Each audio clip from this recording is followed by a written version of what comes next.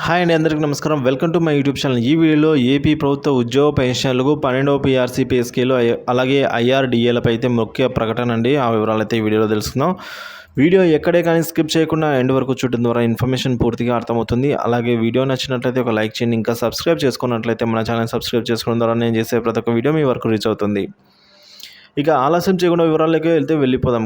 కమిటీల పేర్లతో కాలయాపన అయితే అంటున్నారు. సో ప్రతి 5 ఏళ్లకు ఐఆర్ రద్దు చేసిన వైకాపా ప్రభుత్వం ఉద్యోగుల మండిపాటు.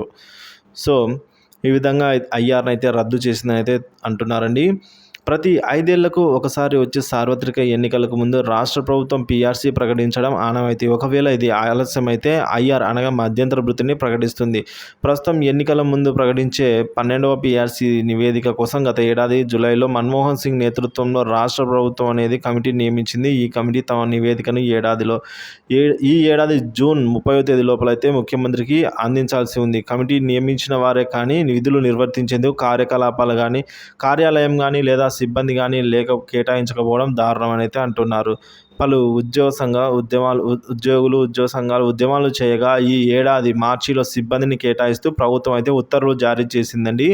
సో మరి ఈ కమిటీ ఏర్పాటై ఇప్పటికీ 10 నెలలు గడిచినా కూడా ఇంతవరకు సదరు కమిటీ కార్యాలయం కేటాయించకపోవడం అనేది ఆశ్చర్యకరమైతే అంటూ ఉన్నారు.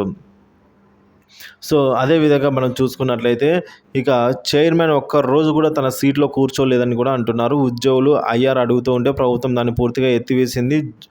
జూన్ నెల పీఆర్సీ నివేదిక వస్తుంది. ఇక ఐఆర్ ఎందుకు అంటూ వాదిస్తోంది ప్రభుత్వం. రాష్ట్రంలో 11 లక్షల మంది ఉద్యోగులు ఐఆర్ వస్తుందని కాయలు కాసేలా అయితే ఎదురు చూస్తూ ఉన్నారు. కానీ ప్రభుత్వం అయితే ఐఆర్ ఎత్తివేయడంపై వారైతే నిరాశపడుతూ ఉన్నారండి. సో వారి ఆశలని అడియాశలు అయితే మిగిలిపోయాయి.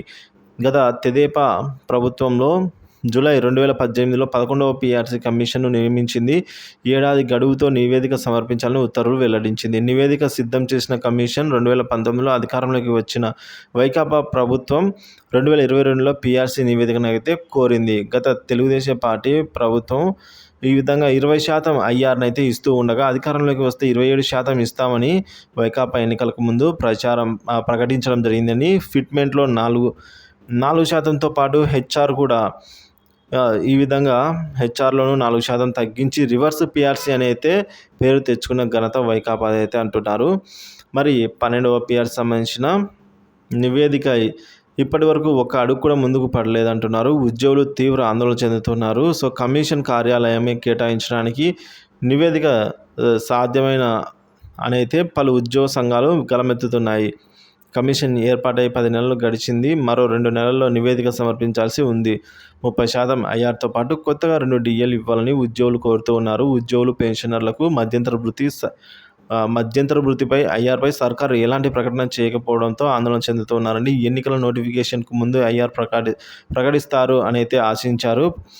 ఇంకా 12వ పీఆర్సీ ఏర్పడకపోవడం, కనీసం ఐఆర్ పైన నిర్ణయం వెలువడకపోవడంతో ఈ విధంగా ఉద్యోగం మరియు పెన్షన్దారులు తీవ్ర అసంతృప్తి అయితే వ్యక్తం చేస్తున్నారు. మరి మీరే చెప్పండి.